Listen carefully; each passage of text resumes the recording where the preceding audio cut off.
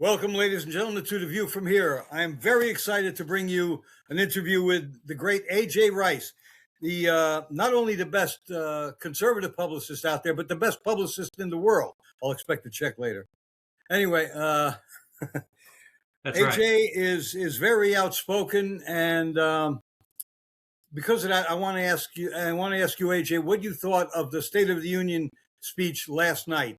I was incensed afterwards when I saw the reaction on CNN and the lies from Spanberger. But Sure. I mean, look, and full disclosure, Spanberger, olive oil from Popeye. She's my governor here in Virginia. She's a phony.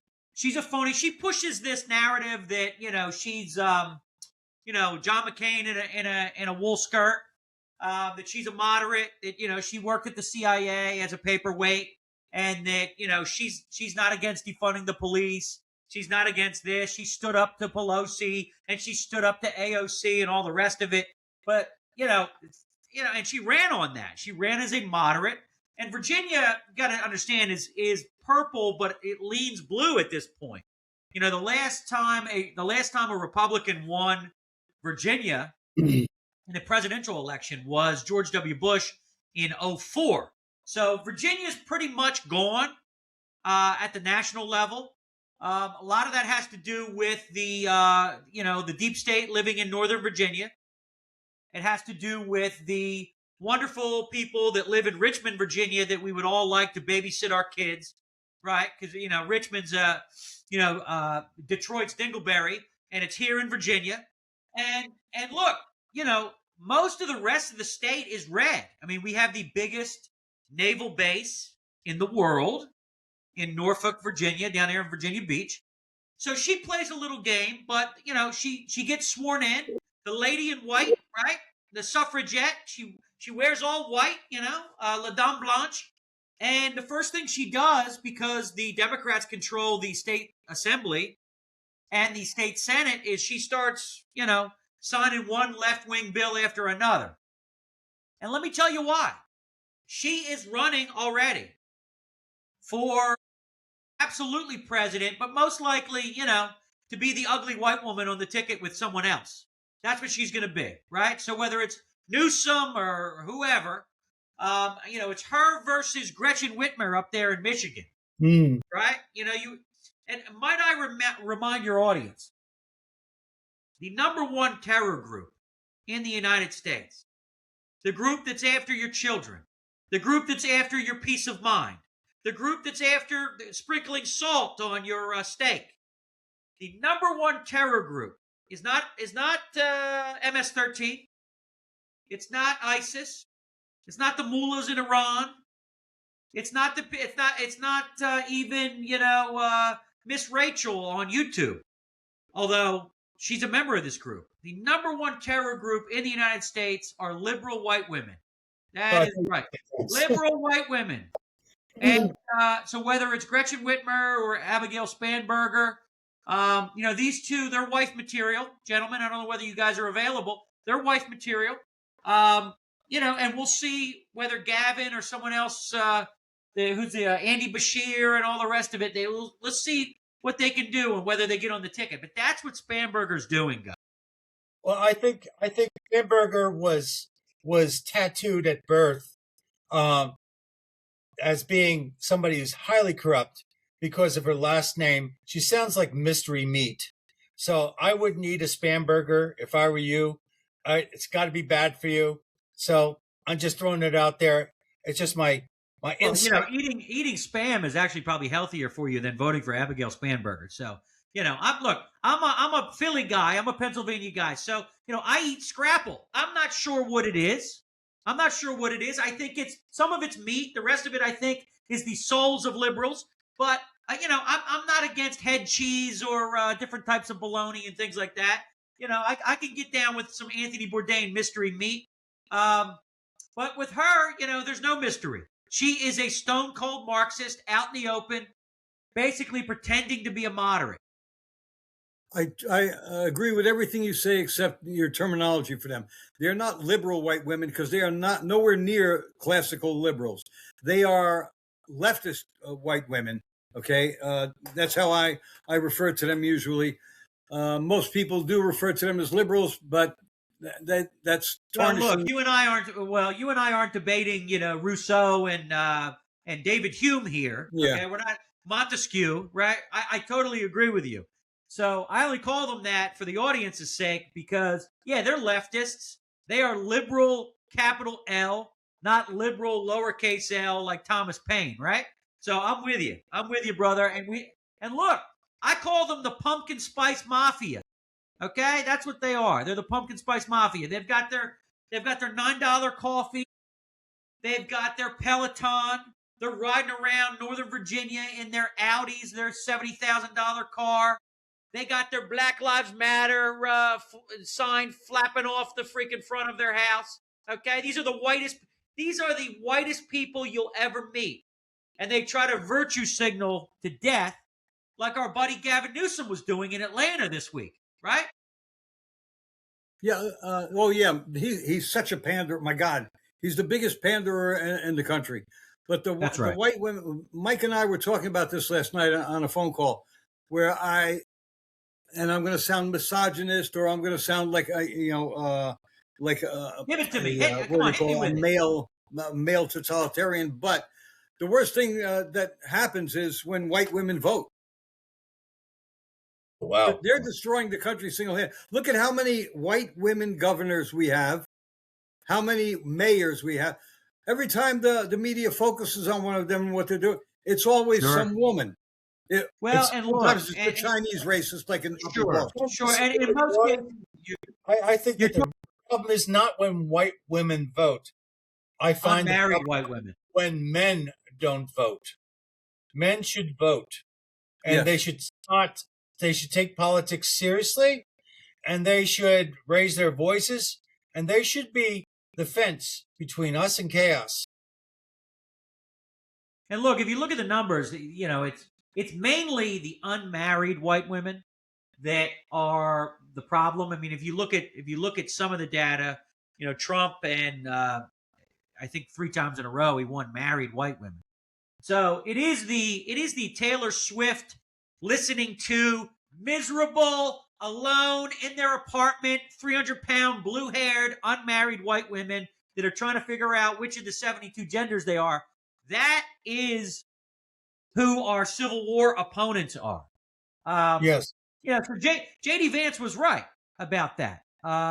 That's who we're up against. And they are miserable. And I've heard, some pop psychology, from Benny Johnson and Charlie Kirk over the years. And I think there's something to that in the sense that if you are unmarried and you are childless and you've got Taylor on in the background, because you're, whether you like it or not, no matter what deity you believe in or whether you believe in Charles Darwin, you're wired to be a nurturer. Very so good. if you don't have a spouse to nurture, you don't have children to nurture, you look for a replacement to nurture. That could be Antifa, that could be the trans mafia, that could be, George Floyd, the greatest African American who ever lived. It could be any one of these things. But you pour yourself into it, which is why you see the, Trump derangement syndrome and some of the psychosis out in the streets. Because they're nurturing their cultural Marxism. They're nurturing their wokeism. That's what they're doing because they get, and look, in most cases, no one wants these people.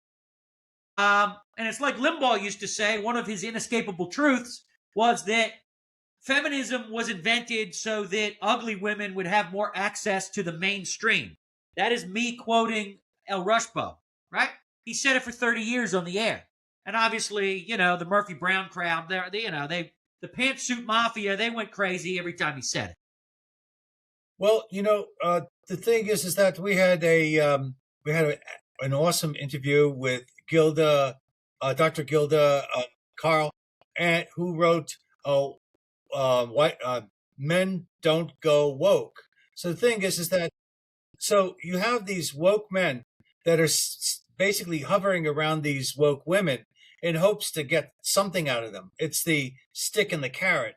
And, but the problem is that they're not utilizing their natural strengths. And you're right. The genetic imperative is procreation. That is what, we're here to pass on our genetic material. And by not doing that, by making that not even a question of a priority or something possible, but actually making that a pariah, making that a negative thing to pursue, they're actually like trans people, they're in opposition with their body. And because of that, they're going to have emotional discord. And that emotional discord is heightens their wokeism, because they're constantly trying to find validity, and they're trying to find virtue in their choice, and they're delusional to the point where they cannot do anything but be in disagreement with anything that appears to be questioning their position. Sure.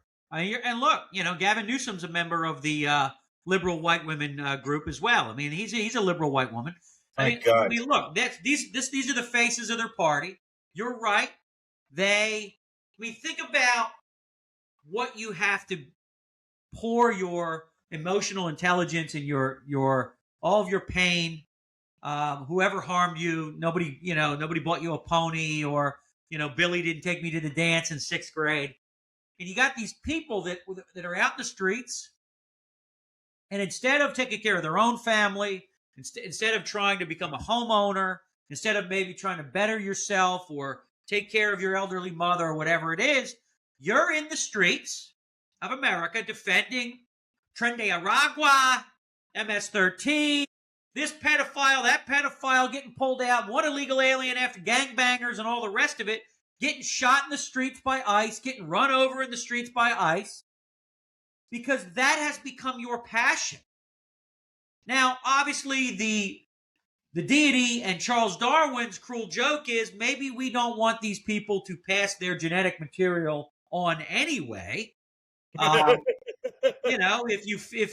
If you dip them in water and you feed them after midnight, they multiply. So maybe that's the cruel joke of the universe, but that is above my pay grade. We're dealing with the people that are here. They are filling their lives with activism, with street justice. They are social justice warriors. And whether it's the trans mafia or Black Lives Matter or whoever it is, these are their children. The ideas of Marx, the ideas of Stalin, the ideas of Antonio Gramsci or whoever. Pick your favorite, left-wing kook from the 19th century, whoever. But that's what's driving them. And, in some cases, it gets married up with, Islamofascism. I mean, if you look at the current Nepo baby Ugandan mayor of New York, he has married radical Islam with Marxism. So the idea that Muhammad can't be, Marx can't bring Muhammad into the temple of Lenin and Stalin and baptize him in there. I mean, your proof is in the pudding there with the mayor of New York. So, and I tell people this all the time, totalitarians of a feather will flock together. This is why, you have things like, gays for Palestine and all the rest of it. It's insane. These are contradictions. But the most racist regime of the 20th century had no problem teaming up with an Asian country, a country that they probably thought was inferior to them, and that is Germany and Japan. I mean, Germany didn't even really think the Italians were white. So Mussolini was, Mussolini was on a short leash there with Hitler. So, but they were able, totalitarians of a feather, to join forces. So the idea that, your radical socialists can't be in league with Hamas, of course they can be. I've been saying for years now that Islam is the perfect method of people control, because if everybody is Islamic, and this is why the left, the globalist left, is siding with the Muslims and pushing Islam on us, because if everybody's Islamic, then you get called an apostate because you start complaining about something. They're going to kill you. And now your neighbor says, wait a minute, he's not really an apostate. Oh, yeah, well, you must be like him too. You're dead too. So the threat, the same threat that enabled Muhammad to conquer most of the Muslim world, which was either convert or die, that's the same thing they're doing now with using the globalists as a vehicle. And it's going to be just like it would have been if Japan and Germany had won the war. At the end, then they would finally turn on each other. However, right now, Islam is a great danger, and the Democrats in America are supporting Islam and Marxism, which is a horrible combination and completely antithetical to our Constitution. That's right. I mean, look, they're both using authoritarian organizing principles, right?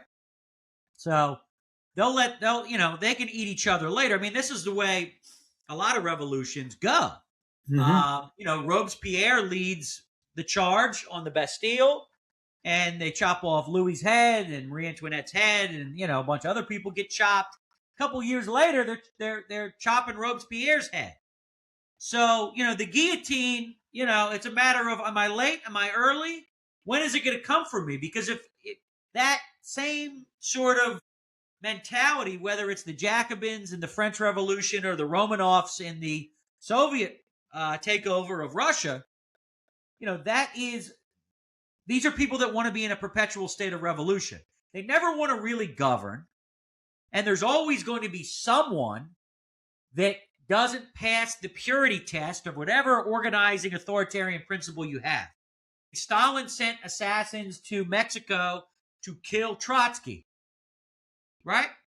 So they will come for you. It's just a matter of when.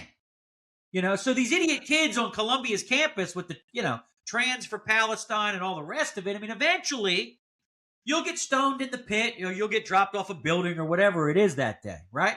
But for now, they're useful, right? Until they're not. You're useful until you're not. Useful idiots. That's right. And if you want to know more about, and I neglected to say that AJ is also the author of a couple of books and a lot of articles, and he has a third book coming out. His first book was Walking Dead, which will explain a lot of what we're talking about here. Okay, and his second one is the constant accusations of racism against white people, which he pokes fun at in the White Privilege album. And I urge everyone out there to get a copy of these books. I'm still reading through The Walking Dead. It's enjoyable. I know it's a conglomeration of articles you've written in the past. And you have another book coming out in June, is it? Yeah, July. Yeah, July. It's called The Curse of the Bearded Lady, How the Trans Mafia Whacked American Society. And I'm going to be getting that one. Yeah, how they whacked American sanity. So yeah, look, this is the anti-woke trilogy. I'm the anti-woke Harry Potter. Volume 1, Walking Dead. Volume 2, The White Privilege album, with an apology to the Beatles, but not to Yoko. The hell with Yoko. And then Volume 3 comes out this summer. Going to need some witness protection for that Volume 3. I mean, look, every week, guys, we have another trans mafia meltdown, either a non-binary kook or a trans kook or whatever it is. It's an unbelievable thing to me, because if and there's a pattern, and I had to but the publisher basically had to take the manuscript from me, because I'm just every week I'm stuffing more stuff in Volume 3 just to make sure it's in there when it comes out this summer. But the left can't see the pattern. If there were a bunch of 25-year-old Jehovah's Witnesses that were shooting up schools or banks or gatherings, the left would have or Irish Catholic nuns that are shooting up this or the airports and this, they would have no problem rationally saying, well, this group of people keeps acting like this, and this group of people keeps acting. But when it comes to the 72 genders, everything's esoteric. everything's, untethered from the earth. Everything's untethered from reality. And, well, we're not sure. We're not going to report that part. It was this one and then that. Yeah, he was wearing a dress, but he went shopping at Lord and Taylor or Victoria's Secret that day, and he bought a dress. That they can't see the pattern, and the pattern is there. I mean, They don't want us. No, they don't want to see it. Yeah. Well, I'm just saying that if it was a different pattern, they'd see it just fine, and we'd be having a national conversation, gentlemen. Well, the thing is that they have to destroy what we know to be true. And what's true? Nature is true. True science is objective, not subjective. It is not a political point. It is a conversation, a rational conversation. So these people have to destroy family. They have to destroy religion. They have to destroy patriotism, etc., etc. All of the anchors, all the things that keep us from floating away. And when you are eradicated and you do not have anything to believe in, guess what? You get fed the lies. You get fed the woke stuff, and people show up at your door, pat you on the back and say, you're a good boy. And now you feel good about it. So what's happened is we got to remember many of these woke people are victims of something more powerful. They're victim of a globalist movement. They're victim of a communist movement, and they're victim of the Muslim assault upon us. And in the case of the trans mafia, look, I'm a millennial. I'm an older millennial. I'm a geriatric millennial. But when you're talking about these bearded lady shooters that are out there, most of them have some sort of mental illness. They have autism, or they've experienced some kind of abuse. There's something wrong with them. And in the old days, in the 80s and 90s, when I grew up, they were, the skater kids, or the goth kids, or the steampunk kids, or the Metallica, Megadeth kids. And we all found our groups playing Dungeons and Dragons or Nintendo or whatever the hell it was. Everyone went, but the mental illness part would not bubble to the surface the way it does now, because it wasn't considered cool. It wasn't considered an alternative lifestyle. And society had something called shame. It had something called shame. And, you had to keep some of this stuff in check. Otherwise, you don't have an orderly society. You have one crazy Star Trek convention looking person after another on the streets. And there were outlets to express yourself that didn't involve removing body parts, injecting yourself with steroids and all the rest of it. And what has happened now, because of these freaking devices, and because of the entertainment industry in particular, the media, this stuff has been glorified. Now we are pushing back on it. And I think the tide is turning a little bit. But look, I'm a PR guy. You've had gigantic corporations in the last couple of years, Budweiser most famously, that put a tranny in the bathtub and I guess thought that Bud Light's core audience, their core customer demographic, would like this creature in the bathtub drinking Bud Light Pounders.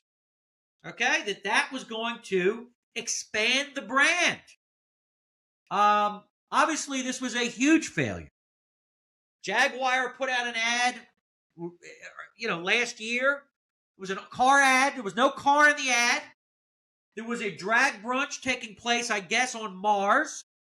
And it was just a bunch of sort of David Bowie-esque androgynous creatures running around with no car. This was an ad for Jaguar, which used to signify cool, masculine, British intelligence.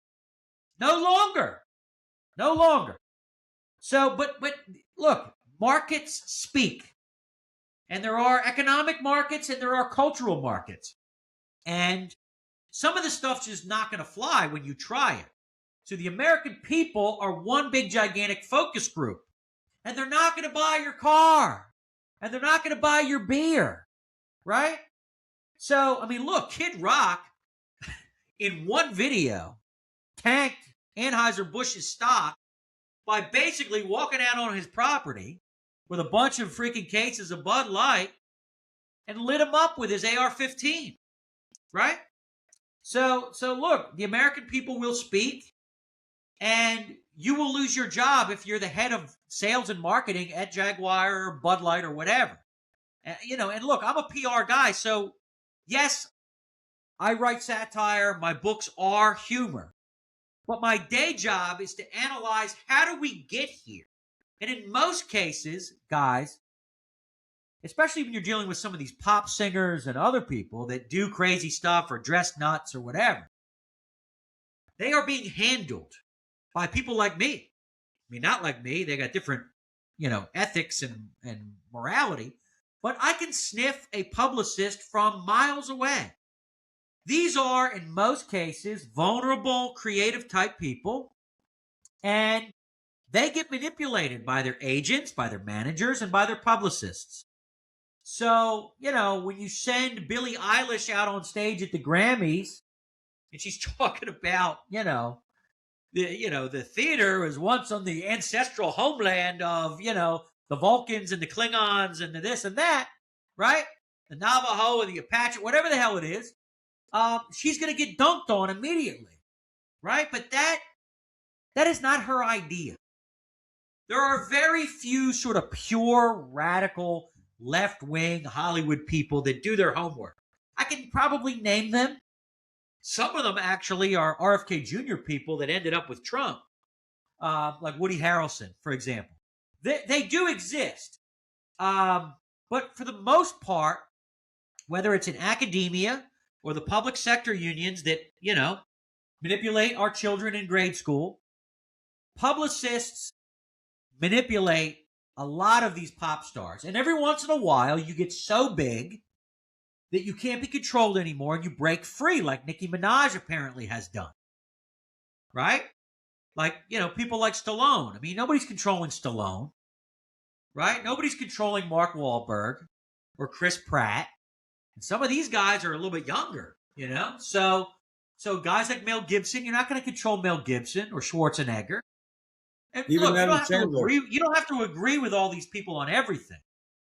But, a lot of what goes on in the entertainment business is really the product of the deviant, wacko publicists and managers that are manipulating.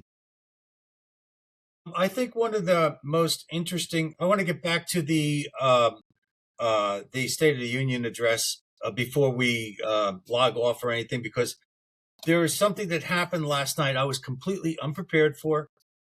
And when I heard it, I was dusted. And that was when our president, Donald Trump, told the world that he was going to put J.D. Vance in charge of making sure that insider trading no longer took place in Congress or the Senate, that there was no insider trading.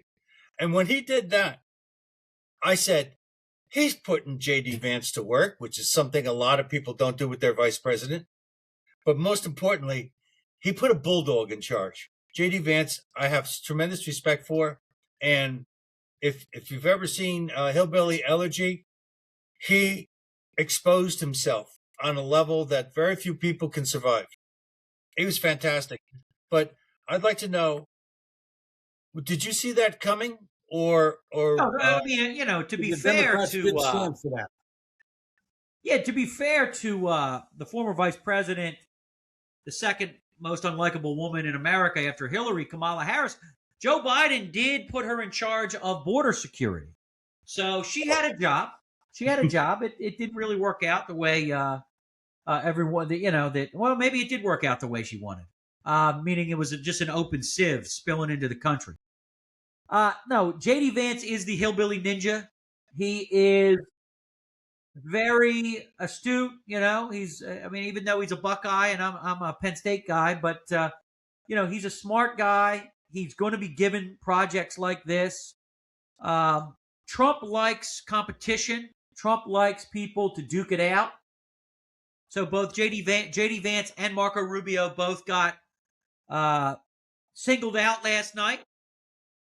We will see. We will see what the future holds, but it probably holds those two men. I think Trump knows that.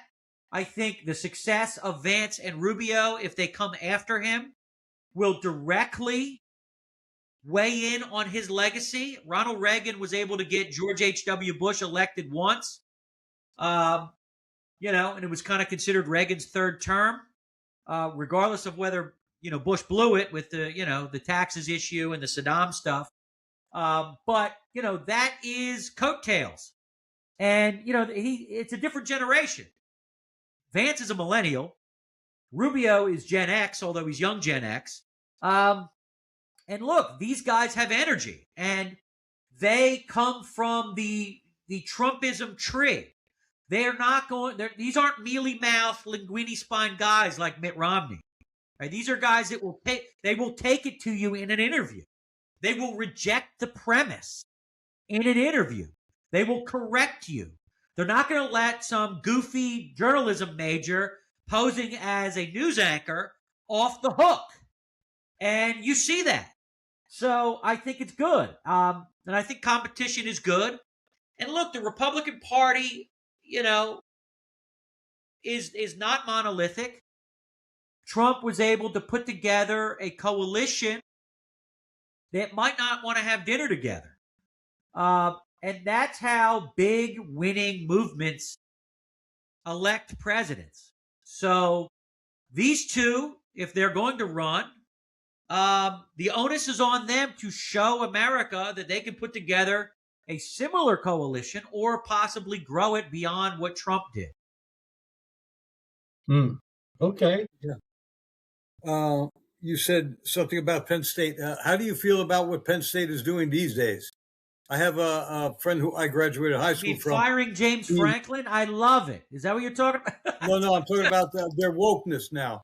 They become woke. I mean, look, the idea that wokeness is merely the province of the Ivies, who are, professional fart sniffers, or the junior Ivies, and that it hasn't migrated to the state college system. I mean, it absolutely has. It doesn't matter whether it's University of Virginia or Penn State or Ohio State or, the 1619 Project, which is being housed by UNC Chapel Hill currently. I mean, they have migrated to, big state institutions. Now, Governor DeSantis has basically said in Florida, au contraire. And he has gone into Florida State, University of Florida, and some of these other places and said, well, I'm going to pull your funding, or I'm going to replace, the people that sit on the state board. And if you're going to teach this garbage, I'm coming for you. Not every governor does that. Obviously, Shapiro in Pennsylvania doesn't mind it. Doesn't mind what goes on at Pitt or Penn State or, the state school system. And Pennsylvania's got a bunch of them, Shippensburg and Millersville and all the rest of it. So, look, I was there in the early 2000s before the term wokeism existed. And, wokeism is just the flavor of the week. I mean, cultural Marxism was there then. Political correctness was there then. The social justice warriors were there then. And I was at war with them. I talk to college kids a lot. And I say, look, you got a choice to make. Give the naked Marxist professor what they want and go about your business, keep your GPA up. Or you can do what I did, and that is go to war. Go to war every classroom. Take the C's, take the D's, take the B minuses, go to war. Or try to outsmart the dummy professor, Because, look, the faculty lounges on a lot of these campuses are like left-wing madrasas, I mean, that's who's in there. One of the things I would do, and if any college kids are listening, you could go try this yourself, is, before you hand in your paper, figure out who, and look, I was in the liberal arts department, so obviously I'm I'm fighting a left-wing intifada in there, right? Take your paper and figure out who the head of the department is. Get them to grade it first. And then take a paper that's been graded by your professor's boss and hand it in. And let that professor explain to their boss why they're the dummy and the professor's the brilliant one. And get them to go after each other if you can. Because if you're in the English literature department or psychology or history, you're going to run into all kinds of wokeness. Now, granted, it has migrated to medicine and law and science and all the rest of it. And I cover a lot of that in the White Privilege album. Alzheimer's is racist, diabetes is racist, all the rest of it. But there are some ways to try to trip up, these cranks in the ivory tower. Yeah, you mentioned political correctness, and I looked up a book that was printed in 1994, and it's called The Politically Correct Bedtime Stories. And I actually had a copy of that one time, and it's extremely funny. And it's one of the reasons why I voted for Donald Trump in 2016, because when he got on stage and he started talking, he spoke in a manner that was not politically correct. And that alone made me like him. Sure. Yeah, and look, I cover this a little bit in The Walking Dead. I mean, the three big things that got Trump elected in 16. And look, you got to remember, he had to give a haircut and decapitate 16, 17 other Republicans on his way to the nomination in 16, including Marco Rubio. It was trade, for sure. China, absolutely. Immigration, build the wall, absolutely. But the other thing, the cultural thing, the thing that we knew him for, when he's, look, he was dunking on Rosie O'Donnell and this one and that one, on Larry King, on Oprah for 20, 30 years, when he was the playboy of the Western world and everyone loved him. Barbara Walters loved him and all the rest of it. Whoopi, right? This was his style. He's from Queens. He's a hard hat guy. He's an I-beam guy. His mother was an immigrant from Scotland. His father, tough cookie, right? German stock. And the kids grew up on construction sites. That's the way he talked. That's the way he talked. And once a week, he'd go on Howard Stern. He'd talk that way. I've been waiting my whole life for a president to take it to these people, to take a cinder block and mash their face into lasagna. And that's what he did. And that was a freshness. Yeah, National Review didn't like it. Tim Russer didn't like it. And the Wall Street Journal editorial page didn't like it. Well, who's laughing now? He's the only Republican to win the nomination 3 times in a row. Never been done. Nixon won it 3 times, but not in a row. And he is one thing that all of his enemies forget. They continue to treat him, even last night when he was screaming about the hockey team, as merely a political figure. And he's not. He is a cultural figure. And dare I say he is a counterculture icon, which means he will ring down through the ages. Teddy Roosevelt was something else. He wasn't just the president. Andrew Jackson was something else. He was the man of the moment. That's why de Tocqueville, when he came here, he wrote about it, saying something is going on here. JFK was something else. He wasn't just a politician. He was a cultural figure. Reagan probably, you could say, also a cultural figure. But look, guys, there's only 2 presidents that have stars on the Hollywood Walk of Fame. And they're both Republicans that were both former Democrats. And that's Reagan and Trump. So, and the left keeps treating him, and obviously the uptight Republicans in the houndstooth jackets want to treat him like he's, remember, I wish he would be more presidential. Whatever the hell that means. right? Obviously, you haven't heard of Harry Truman or Lyndon Johnson bringing the media into the toilet when he was taking a dump, which he used to do. So, like, this idea, that George Washington didn't talk trash, you're out of your mind. He talked trash. Are you kidding me? He hung people. Not as president, but he put on his freaking uniform and walked across Pennsylvania to put down a rebellion in Western Pennsylvania in uniform as president. Right? So look, there's a lot of mythology that gets kicked around, Was Obama congratulating Trayvon Martin and if I had a kid and he looked like Trayvon and Black Lives Matter is wonderful and Occupy Wall Street's wonderful. Was that presidential? Was Monica Lewinsky under the desk presidential? Right? Was the last guy who was half asleep sniffing everyone's hair presidential? So this is just a fantasy. It was a fantasy, right? It's the only card they have to attack him with. But we weren't founded on being presidential. We were founded on a tax rebellion and taking on the number one empire in the world, telling George III to go, blank himself. We've never been that.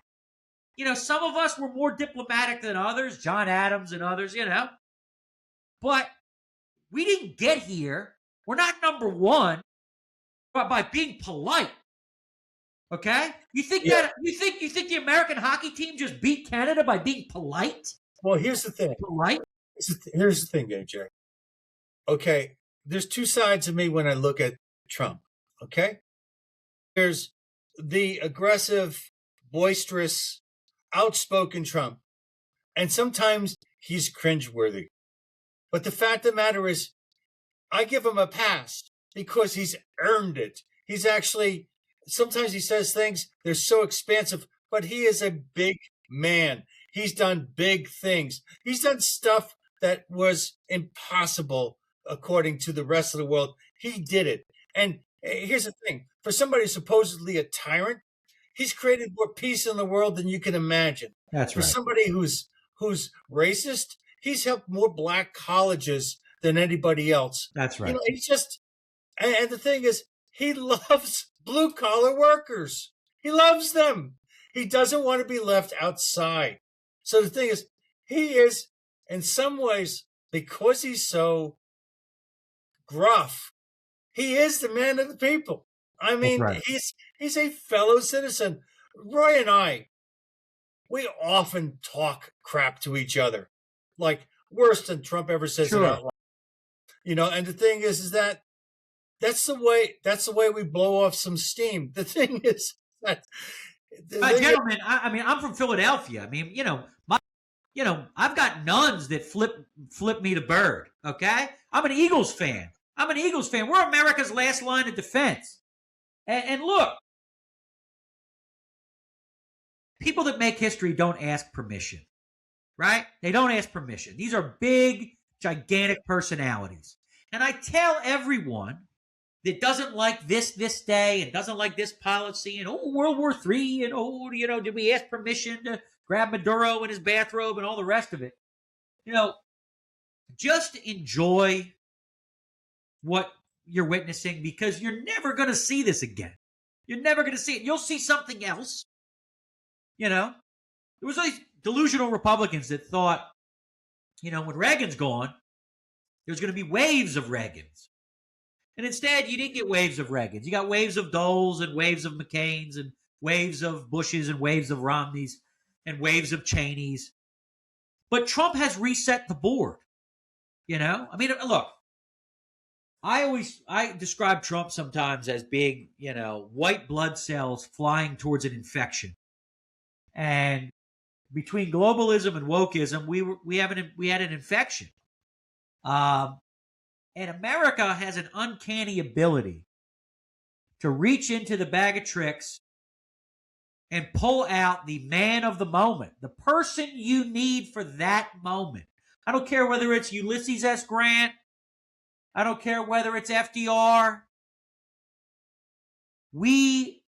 Eisenhower, we just have people and talent here that, for whatever reason, could be, you can say it's divine or destiny. America conjures these people up, whether it's for the bullet at Butler or whether it's for the Gettysburg Address. America conjures these people up. So be thankful for that. Don't nitpick him to death. I mean, yeah, sure, there's stupid stuff that gets said and tweeted. I mean, I could live without the Rob Reiner tweet. I mean, there's all kinds of things I can live without. But if you're asking me to live without the policies, the resetting the board, not only politically but culturally, I'll take a couple, dog hairs in my oatmeal. Absolutely. That's my point. He's got some uncomfortable characteristics, but overall, he's a performer. He gets the job done, and sometimes he goes into areas I never even thought of. His ideas about Greenland, genius. His ideas about renaming the Gulf of Mexico to the Gulf of America, I'm going, why not? Sure. It's just that. You know what got me? He may also be, dare I say, and look, he grew up around, Jackie Mason and Don Rickles and all kinds of people. He's friends with Dice. He's friends with a lot of comedians. He was on he was on Howard every week, and he's around a lot of funny people his whole life. And he's a New Yorker from Queens. He may be the first president that is also a satirist. I mean, he has impeccable comedic timing. He is trolling the left constantly. And he does things like, stand up if you want to put American people ahead of illegal aliens. And, the whole Democrat side of the State of the Union address doesn't stand up. He is a unique entity. And you're really not. There's been funny presidents, but there's never been presidents that are masters of satire. And, there have been other people in our history, like Ben Franklin, that were masters of satire, like Mark Twain, that were masters of satire. But Trump is probably our first president that is a master of satire. And look, there is a difference between satire and comedy. Satire is meant to make you uncomfortable and educate, whereas comedy's goal is to, make you laugh in an authentic way without really having to think too much, right? He does both, though. He does do both. Comedy, humor is sometimes in the eye of the beholder, but he is the first president that can do it. And look, there are other politicians that can do it. Senator Kennedy from Louisiana can do it. He's doing shtick. I mean, he's doing shtick. I mean, I don't know whether he's these are extemporaneous comments or whether he is sitting around all day. Yeah, he's a Republican Foghorn Leghorn. Yeah, right. I mean, he's like Lenny Bruce and George Carlin, right? I mean, I don't know whether that's what he's doing. Both are Republicans. Isn't that interesting? Yeah. So, the Democrat with the sense of humor. Yeah, what happened to it? The problem is that they have to be cautious because they have all their chips in the, protected groups. There's all these different protected groups. So you can't make fun of these protected groups. It leads you to a place where it's not really a target-rich environment. And the only people you can make fun of are like Sarah Palin and Trump, or heterosexual white male married men, I guess. Right? You can make fun of them because they're not a protected group. And that's why the late night hosts are as boring as they are, because they're all sort of reading from the same song sheet. Well, one thing that always disturbed me was New Yorkers and New Jerseyans are the ones who seem to be the most against Trump and the way he speaks. And they complain that he's not being presidential, like you said before. They say he shouldn't speak that way. Meanwhile, I grew up in New Jersey. I lived in New York for a long time. All these people speak that way and even worse. And they're criticizing a man who speaks like they do. Plus, all my life, I remember growing up hearing people complain that politicians never tell you what they're really thinking. They lie to you and this and that. Trump tells you what he's thinking and then tries to do it, and they still get upset about it. He's telling you what he's thinking. It's also very important for him as a world leader, because if he will be break these social norms at the level that he does, when he says, if you don't do this, we're going to make it hurt in your country, it's time to believe that. And when the attack on Venezuela, was it Venezuela? Yes. No. Yeah, Argentina. Yes. Argentina. No, yeah. well, I'm sorry. Okay. So, well, one of us is right. So anyway, the thing is that that was so perfect as these things go. That gave us a level of standing for our military that we haven't had for a long time. Oh, I agree. We've reestablished our personal honor and esprit de corps, which is absolutely pleasing to me. And the thing is, if you can prove that you can kick ass, then maybe you don't have to. Maybe you can avoid having to give this person a beating or that person a beating, because they know they'd be facing a real fight. Yeah, I mean, look, everyone was put on notice. When they went in and grabbed him, and look, George H.W. Bush went in and grabbed Pineapple Face, Manuel Noriega, the man whose face looked like a pineapple, and that was well done. Congress could talk about, what is it, Article 2 powers and all the right, whether or not, the War Powers Act, and was this an act of war? The executive branch has been doing maneuvers like this all the way back to George Washington. So, they're not going to Congress. The Barbary pirates are grabbing someone. So Thomas Jefferson sent the Marines to go get them back. It's as simple as that. Not running it up the freaking flagpole.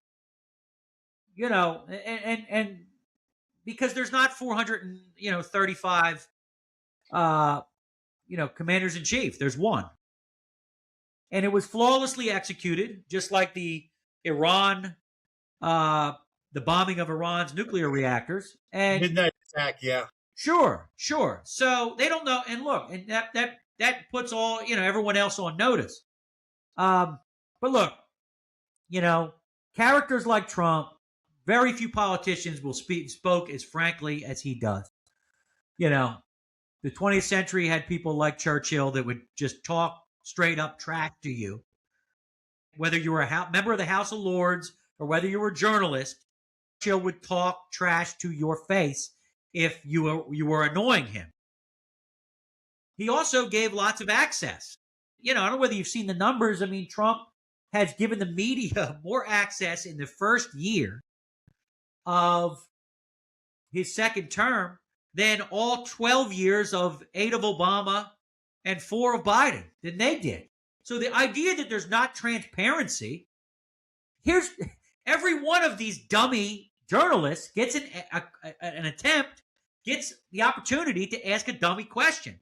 The difference, of course, is that unlike George W. Bush or, maybe Gerald Ford or whoever, if it is a dumb question, you may get told by the president that it's a dumb question. And you may look like a buffoon. So you better be on your freaking A game, right? You better be Jordan or Kobe. Because if you're not, he's going to sniff it out and you're going to get dunked on. Yeah, well, the thing is, he really, President Trump really cut his teeth in his first, election, the administration. And now the people that he has are so solid. And I know there's people that are complaining about certain members for not doing enough. I don't know what their problems are. But the fact of the matter is, he's got such a razor sharp team. And the thing is, we're not just talking about Trump. We're talking about the entire administration. That's what makes a presidency. It's not just one man. It's all of his arms and legs that are attached to him. And he is absolutely, that's right, so much better now. And he's got solid stuff going on. And he stands by his people. And his people stand by him. I was so proud of J.D. Vance when somebody was talking trash to Trump. I forget what the incident was. And Vance just stepped right in and shielded Trump. Well, I mean, look, if you go look at that Zelensky meeting, it was Vance. Yes, that was it. Yeah, I mean, it was Vance that jumped in there. I mean, look, guys, you have to understand. Reagan's the great emancipator, or Lincoln's the great emancipator. Reagan's the great communicator. Trump is the great disruptor. And unlike the first time around, he rolled into town this time with a whole team of disruptors. And in full disclosure, a lot of them are our clients here at Publius PR. Hegseth, Tulsi, Bobby, Besson, Peter Navarro. And look, this is the dream team. Because, I mean, Kash Patel and I have the same publisher. Dan Bongino and I have the same publisher. What I think they learned from the first time around and the two phony impeachments was that you can't just, even though the fish does rot from the head, you can't just replace the top of these departments. You have to drop a Moab 10 layers down, because it's in the middle management where the problem is. It's these lifetime bureaucrats here where I'm sitting in the swamp that are the problem. They were the ones listening in on that phone call with Zelensky that leaked it, that caused the first impeachment. And I think they know that. So now, they called in, the exterminator, and they're going room to room spraying the baseboards. Because especially at DOJ, which is it's a den of vipers at DOJ. And to some degree, Hegseth's dealing with a little bit of entrenched nonsense at the Pentagon, which never used to be the case. Ironically, Rubio, who probably, dare I say, is sitting on the biggest trash heap of liberal employed people in the government at the State Department. State Department's usually filled with a bunch of, Marxists, limp wrist, lighting the low for diplomats. He seems to have the least amount of problem right now. Maybe, they respect him. They respect him differently than, say, maybe Hegseth or Bondi. But, look, if you allow the federal government, really since Reagan left, to become the Leviathan that it has through both Republican and Democrat administrations, where they all just sort of look the other way, it's going to take some time to sort of get into the garden and pull all the weeds out. Speaking of the DOJ and Pam Bondi, my opinion is that she is doing something. This is why Trump hasn't replaced her, because I have a feeling, I'm hoping, I'm praying that before the midterms, people on the Epstein lists, if you want to call it that, and other lists like the corruption out in Minnesota and California, are all going to be indicted and arrested all at once. As a, shall we say, midterm surprise. Well, so they held back her prosecutors, the people that she wanted to go ahead and handle these various cases. So, you can't expect the head to be the arms and the legs. The head is supposed to be a coordinator, not necessarily the primary doer. Yeah. I mean, what's your opinion about what I just said? I mean, some of what you're talking about takes time, and it depends on whether you're going to bring civil action against a state governor or, jurisdiction, or whether you're going criminally after an individual. It's going to take some time. And I know we all want to be instantly gratified. There's not some secret room at DOJ, unfortunately, where, Mulder and Scully are, and, all of our answers are in a safety deposit box. It's just not the case. Department of Justice is tough. Trump can't even get his prosecutors confirmed. And some of the ones that are working, they've brought cases against, different people in Atlanta and New York, and they're falling apart. So, it's tough. It's tough. I mean, there are some people out there that they're never going to be happy no matter what Bondi does. So, but yeah, you probably will get, you probably will get some red meat this year, and it may not come directly from Bondi. It may come from someone who will get results, and that is the federal prosecutor for the District of Columbia, our very own here at Publius PR. I've done 4 of her books. Our very own Judge Jeanine Pirro. It could come from that jurisdiction. She will bring the ruckus. So she has been confirmed. She is in the job. It's the most important job other than New York when you're talking about federal prosecutors. So she doesn't play around, guys. I mean, I've got shoes still stuck inside my body from her, sticking the Louboutin up there. So she's not going to mess around. So let's see what she does. Yeah, the thing is that it is going to take a little bit more time before we reap the rewards of this. But I mean, how about the fact that we have the lowest murder rate in this country overall per capita since the year 1900? Bingo! That is and the Democrats didn't stand for that either. No, of course not. They can't stand for that. They can't stand for the fact that Washington's crime rate is so low, and that the list is crazy. Plus any of the other things. And the problem is that they cannot, because their whole point has been about destroying and obscuring the good that's being done here. So so it's all about power.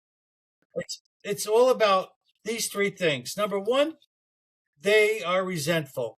They feel as though somebody owes them something. Number 2, they're arrogant. Okay, so they simply are aggressive in nature because of that, because they feel resentful. And on top of that, they are deceitful. They believe that their justification is so meaningful, so real, so necessary, so egocentric that anything goes by any means necessary. Sure. And I know we're running out of time here, but okay, let me say that Trump in his State of the Union address, and he does it every day, ticked off what he stands for, what he's done, what he's going to do. So as Americans, when you go to the polls this year for your midterm elections, if the Democrats are telling you who they are, you should believe them. They're telling you that they like the Somali pirates in Minnesota. They're telling you they like when planes of, Trinidad Aragua get turned around and get sent back to a cul-de-sac near you. They like it when left-wingers assassinate healthcare executives on the streets. Okay? They like when the old stinky hippies light the Tesla dealers on fire. Right? They like sending men into Nancy Mace's bathroom. This is what if they're telling you who they are, believe them. Believe them. They don't like Medal of Honor winners. No. They don't like the American people. No. They don't like the USA hockey team. So look, right. They will expose themselves. There are some smart left-wingers out there like, Bill Maher and Stephen A. Smith that can smell this. If Trump holds on to just one of the 2 houses, that's good enough for me. I mean, history, the Democrats have to defend a lot of Senate seats, and, the House of Representatives is a slim majority. And you got to remember, Trump didn't lose the Senate the whole time during his first term. That's why you got Gorsuch, Kavanaugh, and Barrett all confirmed. So, we'll see what happens. Democrats have to worry about Fetterman leaving. So, we'll let it unfold, but just remember. We'll trade him for Massey. Just when the Democrats lift up their skirt and there's 72 genders under there, okay, just believe them, because that's what's under there, along with a lot of other things that, the American people voted against in the 2024 election. Well, AJ, I live in Pennsylvania as well. I live in Easton. And the fact of the matter is that I'm going to suggest next time you run for governor of Pennsylvania. I'll have to move back to my old zip code there, Hellertown, Pennsylvania. I lived in Hellertown for a couple years. I attended East Stroudsburg University briefly. Okay. I used to spend every New Year's Eve at the Hotel Bethlehem, so I know Easton. Easton well. I've been to that the Crayola Crayon Museum there. Big shout out to Easton, Pennsylvania. That's right. And Larry Holmes Drive. Lafayette University. Once had a girlfriend or two that went there. Where I had some fun. So and the girlfriends I had, just so we're clear, were not bearded ladies. Okay, they were normal ladies. All right. Not that matters. Well, thank you very much for showing up, folks. That's been the great AJ Rice, and I say the great, and you may say, "Oh, what's so great about him?" Well, he's accomplished a lot, and as Rush Limbaugh used to be fond of saying, "It ain't bragging if you can do it." And so, he's a great friend to this podcast. Yes, he has been responsible for giving us most of our guests. Yes. And anyway, with that, please rate this episode. Share the episode with everyone you know, and give us a 5-star rating, please. If you can't give us 5 stars, give us 4. And we'll see you next time on The View from Here, Behind Enemy Lines. Behind Enemy Lines. Okay, so long.